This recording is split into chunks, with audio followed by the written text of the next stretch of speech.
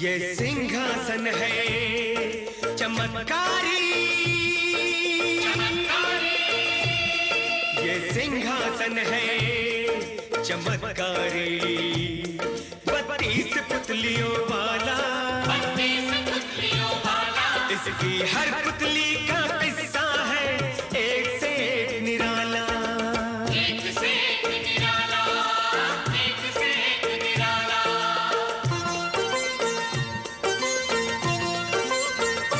बड़ी दिलचस्प है बच्चों पुरानी ये कथा माला, बड़ी दिलचस्प है बच्चों पुरानी ये कथा माला, इसमें हर बार मिलेगा तुम्हें मनोरंजन का मसाला, मनोरंजन का मसाला। सिंहासन 32, सिंहासन 32, सिंहासन 32। राजा भोज के दरबार में एक दिन। हाँ, तो ब्राह्मण महाशय कहिए, आप क्या कहना चाहते हैं? महाराज, मुझे पाटलिपुत्र के महाराजा ने एक बार प्रसन्न होकर 4 बहुमूल्य रत्न दिए थे। अच्छा, मैंने वे रत्न अपने मित्र सुनार को दिए थे कि यहाँ आकर मेरी पत्नी को दे दे। इस पर इतना विश्वास था तुम्हें? हाँ महाराज, और यही मुझसे भूल हुई। ये सुनार मेरा बचपन का मित्र है, पड़ोसी भी है। इस पर मैंने विश्वास किया, सोचा 4 रत्न मेरी पत्नी को लाकर दे देगा। और अब तुम्हारा यह कहना है कि इसने वह रत्न तुम्हारी पत्नी को नहीं दिए? तुम्हें नहीं दिए वह रत्न?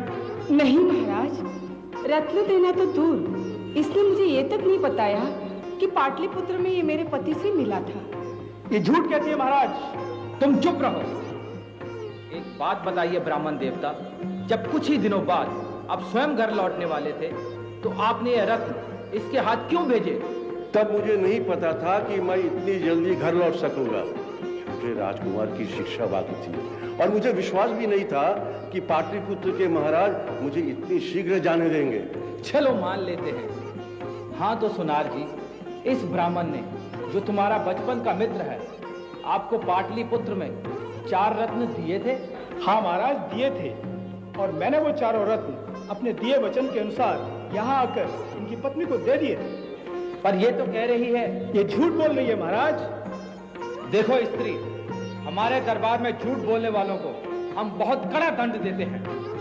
मैं सच कह रही हूँ महाराज, इस सुनार ने मुझे 4 तो क्या, एक भी रत्न नहीं दिया। समझ में नहीं आता तुम दोनों में कौन झूठा है और कौन सच। ये ब्राह्मण पति पत्नी झूठ बोल रहे हैं महाराज।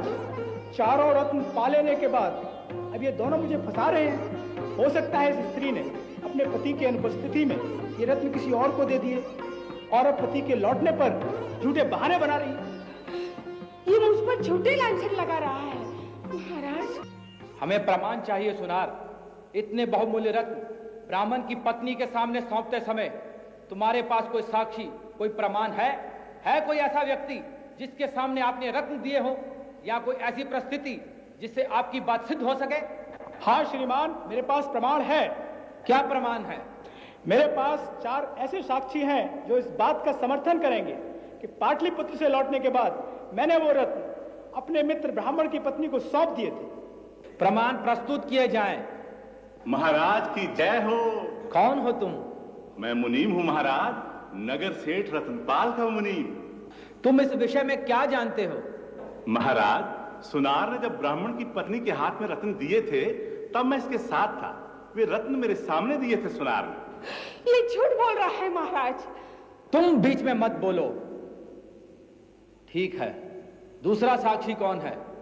दूसरे साक्षी गांव के मुखिया है महाराज। मैं गांव का मुखिया हूं महाराज। हाँ बोलो, तुम इस विषय में क्या जानते हो? एक दिन ब्राह्मण की पत्नी मुझसे मिलने मेरे घर आई। उसने मुझे 4 रत्न बताकर कहा कि मैं इन रत्नों को बेचना चाहती हूं। नगर में कौन सा ऐसा व्यापारी है जो इन रत्नों को खरीद कर मुझे धन दे सकता है? तुम्हारी मुखिया जी से बात हुई थी? मैं इन्हें जानती भी नहीं महाराज, आज ही पहली बार इनके दर्शन कर रही हूँ। तीसरा साक्षी? मैं हूँ महाराज। ये एक गरीब दासी है महाराज, घर घर सेवा करके अपना पेट पालती है। सच सच बोलना। हाँ बता, क्या हुआ? मैं झूठ नहीं बोलूंगी महाराज, आपसे सच्ची कह रही हूँ। इसने हमें एक दिन बड़ा सा चमकीला रतन दिखाया और पूछने लगी कि बता ये रतन कैसा है और कितने का है। मैंने कहा मैं क्या जानूं, मैं एक गरीब दासी, पराए घरों में गायों का सानी पानी करके पेट भरने वाली, मैं भला क्या जानूं ये रतन कैसा है और कितने का है। लो बताओ। झूठी कहेगी। नीच उल्टा, महाराज के सामने झूठ बोलती लाज नहीं आती तुझे? अरे झूठी तो तू है जो 4 रतन पाए के डकार गई सुनार जी से। हाँ चुप रहो तुम दोनों। हाँ कोई और साक्षी है? एक और साक्षी है महाराज, मंदिर के पुजारी जी। प्रणाम महाराज। हाँ कहिए, क्या कहना चाहते हैं? हम नगर के बीच बने मंदिर के पुजारी हैं और ये स्त्री वर्षों से नियमित हमारे मंदिर में पूजा करने आती है। ये सच है महाराज, मैं रोज पूजा करने जाती हूँ। एक दिन ये स्त्री बड़े प्रसन्न मन से मंदिर में आई और प्रभु को बड़ी पूजा चढ़ाई। ये बोली कि आज पाटलिपुत्र से मेरे पति के कुशलता का समाचार आया है। तो पति के भेजे 4 रत्न चढ़ाए और प्रभु को प्रणाम किया। तूने मंदिर में जाकर बड़ी पूजा की थी? यदि ये सुनार पाटलिपुत्र से लौटकर मेरे पति के कुशल क्षेम के समाचार देता तो मैं मंदिर में जाकर धूमधाम से अवश्य पूजा करती महाराज, और ये रत्न मुझे देता तो मैं इसे अवश्य प्रभु के चरणों में चढ़ाती। ये झूठ बोल रहे हैं। सब झूठ बोल रहे हैं। ये नगर सेठ के ये मुनीम, गांव के मुखिया और ये मंदिर के पुजारी और ये गरीब स्त्री सब झूठ बोल रहे हैं। हाँ महाराज, ये सब झूठ बोल रहे हैं। सुनार ने लालच में आकर मेरे 4 रत्न गायब कर दिए,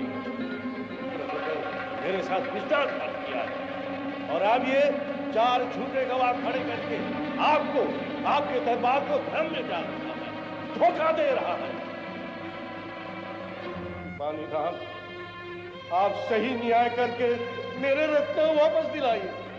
वे कीमती रत्न मेरे पूरे जीवन की कमाई है, वो नहीं रहे तो मैं कहीं का नहीं रहूंगा। मैं आपकी शरण में हूँ, न्याय कीजिए राजन। विचित्र समस्या है। सचमुच बड़ी कठिन गुत्थी है।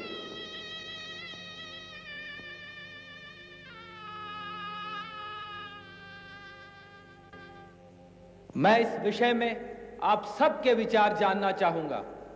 आप सब इस विषय में क्या सोचते हैं? मेरे विचार से ब्राह्मण झूठ बोल रहा है। जरा सोचिए, माना कि यह ब्राह्मण बड़ा विद्वान है, पर केवल संस्कृत पढ़ाने के लिए कोई भी इन्हें कीमती 4 रत्न क्यों दे देगा? अरे यदि सुनार को झूठ ही बोलना होता तो वो ये भी कह सकता था कि पाटलिपुत्र में मुझे ब्राह्मण ने कोई रत्न दिए ही नहीं। जरा सोचिए तो, ये मुनीम जी, गांव के मुखिया, मंदिर के पुजारी जी, इतने प्रतिष्ठित लोग झूठ क्यों बोलेंगे? और ये गरीब दासी, इसका क्या स्वार्थ? यह बेचारी क्यों झूठ बोलेगी? मेरे विचार से इस सुनार को फंसाने के लिए इस ब्राह्मण ने अपनी पत्नी के साथ मिलकर यह सारा प्रपंच किया है। आप क्या सोचते हैं मंत्री जी? महाराज, दरबार में बैठे हुए सब ज्ञानी समझदार ठीक कह रहे हैं। इसमें संदेह नहीं है कि ये ब्राह्मण महोदय झूठ बोल रहे हैं और सोनार पर इसने झूठा आरोप लगाया है।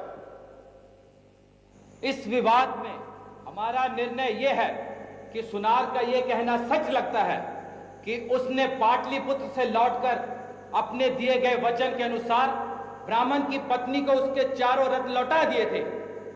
हमारा मत है कि ब्राह्मण ने जो आरोप सुनार पर लगाया वह असत्य है। परम न्यायी राजा भोज की ये असत्य है महाराज, ये चारों झूठ बोल रहे हैं। मुझे खेद है महाराज कि आप भी इनके जाल में आ गए। ये अन्याय है, घोर अन्याय। घोर अन्याय है।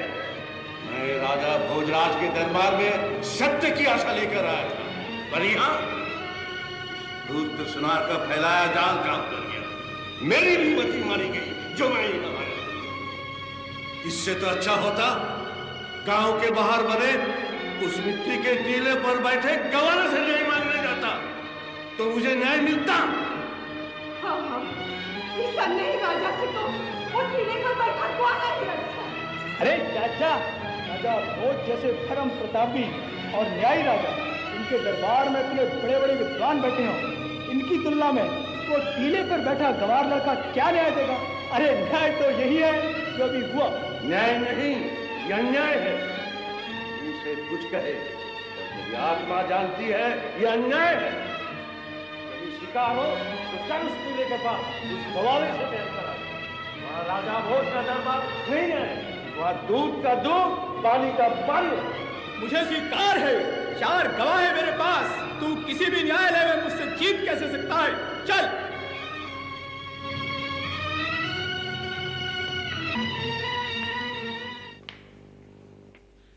ये क्या सुन रहा हूं मैं? ये कौन सा टीला है? ये कौन सा ग्वाला है? किसका न्याय हमसे अधिक बड़ा है? कहां गए हैं ये सब लोग?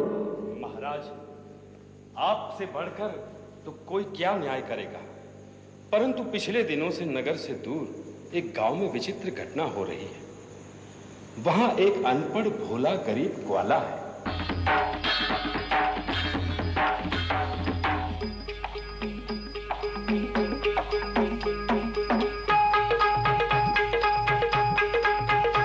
न तो उसे न्याय की समझ है, न भाषा आती है। गांव के बाहर एक मिट्टी का ऊंचा सा टीला है। वह ग्वाला उस टीले पर चढ़कर एकदम बदल जाता है, भाषा बदल जाती है। तब वह न्याय करता है, खरी खरी और सच बात बोलने लगता है।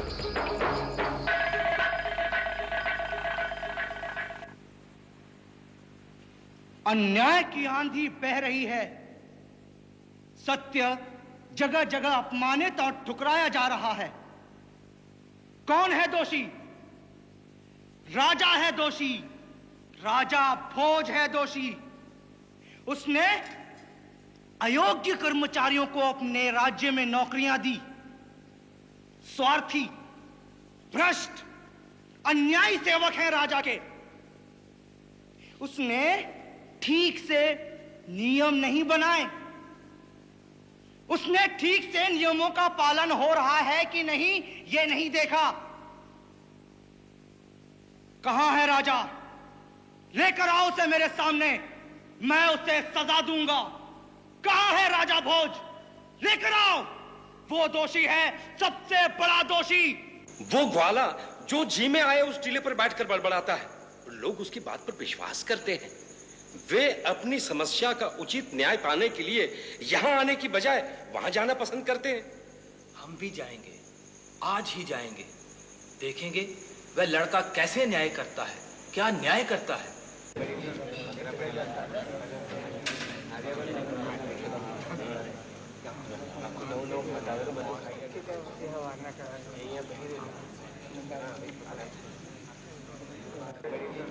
उसी समस्या पर विचार कर रहा है ग्वाला जो उस दिन आपके सामने थी। हाँ, तो तुम चारों हो गवाही देने वाले। ठीक, तुम लोगों ने इस ब्राह्मण की पत्नी के पास वो रत्न देखे थे या बिना देखे ही गवाही देने आ गए? ऐसा करो, तुम सब उस पेड़ के पास जाकर खड़े हो जाओ। मैं एक एक को बुलाऊंगा, तब आना। जाओ। मुनीम जी जरा रुको, यहां आओ। ब्राह्मण की पत्नी को वो चारों रत्न सुनार ने दे दिए थे? हाँ, मेरी आंखों के सामने। जरा बताएंगे वे रत्न कितने बड़े थे, कैसे थे? इतने बड़े, 6 कोने थे उसके। रंग कैसा था उन रत्नों का? नीला। बड़े रत्न, 6 कोने के, नीले रंग के। हाँ। आप इधर एक तरफ खड़े हो जाइए। दूसरा गवाह। अरे ओ मुखिया जी, अरे ओ मुखिया, चल इधर आ।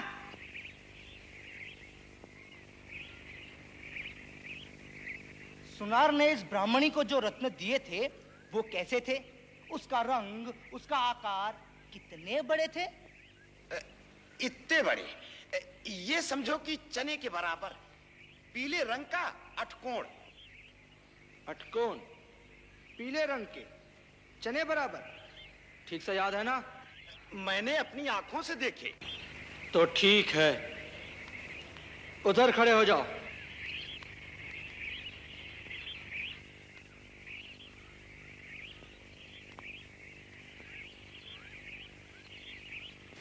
आजा आजा, तू आजा।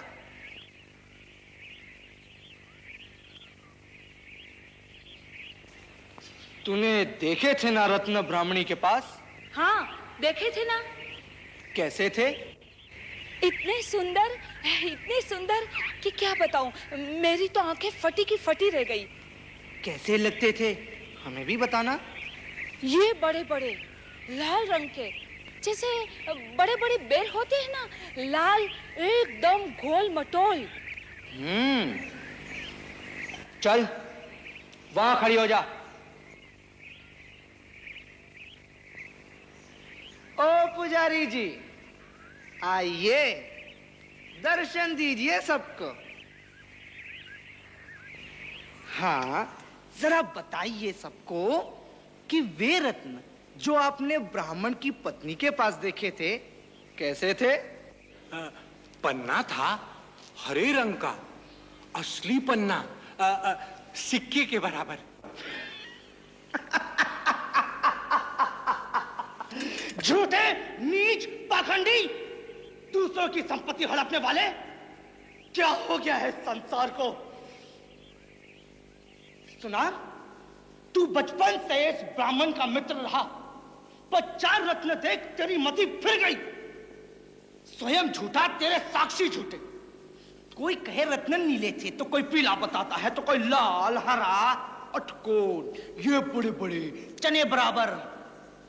कितना धन दिया था तुम्हें सुनार ने झूठ बोलने का? अपराधी वो है जो झूठ बोलता है, और वे भी उतने ही बड़े अपराधी हैं जो झूठ में साथ देते हैं। सुनार, चल वापस कर वे रत्न इस ब्राह्मण को, वापस कर।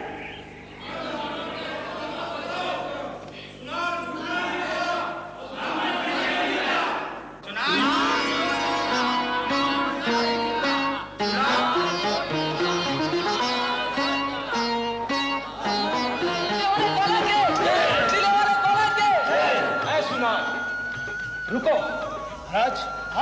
हाँ, ग्वाले ने न्याय तो कर दिया, पर दंड तुम्हें नहीं दिया। वह ये गरीब ग्वाला नहीं दे सकता, पर हम दे सकते हैं। मंत्री जी, जी कल इसे हमारे सामने प्रस्तुत करें, कड़े से कड़े दंड के लिए। वाह,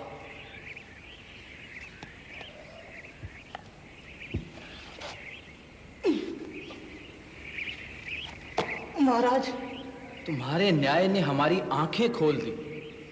ये गुण तुम में कहां से आया? कौन गुरु है तुम्हारा? किससे सीखा तुमने न्याय करना? गुरु? नहीं महाराज, मेरा कोई गुरु नहीं है, और मैं तो अनपढ़ हूँ, इसी गांव के रहने वाला, वो गाय ढोर चराने वाला ग्वाला। पर हमें विश्वास नहीं होता कि तुम। किसी को नहीं होता महाराज, मुझे भी नहीं होता, पर जाने कैसे जब इस मिट्टी के टीले पर जाकर बैठा हूं ना, मेरी दृष्टि बदल जाती है। दूध का दूध और पानी का पानी दिखाई देने लगता है। लगता है जैसे मैं नहीं, कोई और बोल रहा है। ये टीला बोल रहा है, या कोई शक्ति आ गई हो मुझ में। शक्ति? हाँ, इस टीले पर चढ़ने के बाद न्याय की भावना ही नहीं, न्याय करने की शक्ति भी मुझ में जाग उठती है। शब्द सूझते हैं, दोष दिखाई पड़ने लगते हैं। लगता है सत्य मेरी मुट्ठी में आ गया है। मंत्री जी, इस टीले में अवश्य कोई रहस्य है। केवल रहस्य ही नहीं, बहुत बड़ा चमत्कार भी है स्वामी। चमत्कार इस मिट्टी के टीले में छुपा है। खोदिए इस टीले को। हम जानना चाहते हैं कि ऐसा क्या कारण है कि इस मिट्टी के टीले पर बैठने के बाद एक अपर व्यक्ति को न्याय करने की ऐसी अपार योग्यता और शक्ति मिल जाती है। कोई रहस्य अवश्य है इस टीले में। यह हमारी आज्ञा है कि इस टीले को खोदा जाए। अरे सुनो रे जवानों, वक्त को पहचानो, जब तक है दम में दम करो उद्यम, अरे जम के करो भाइयों जम के परिश्रम, जब तक है दम में दम करो उद्यम, यहाँ ढूंढेगा जो वो पाएगा, जो देर करेगा पछताएगा, यहाँ सोएगा जो वो खोएगा, यहाँ बैठेगा जो वो रोएगा, अरे जल्दी करो जिंदगी है कम, जब तक है दम में दम करो उद्यम। महाराज, वो 32 पुतलियों वाला सिंहासन आपकी कीर्ति और यश के अनुरूप आप ही के लिए मानो बना है। शीघ्र ही शुभ मुहूर्त निकालकर आप वो सिंहासन पर विराजें। इसके लिए शुभ मुहूर्त पंडित जी ही बताएंगे। मैंने नए सिंहासन पर आपके विराजमान होने का मुहूर्त निकाल लिया महाराज। वो शुभ घड़ी कल ही है, कल प्रातः।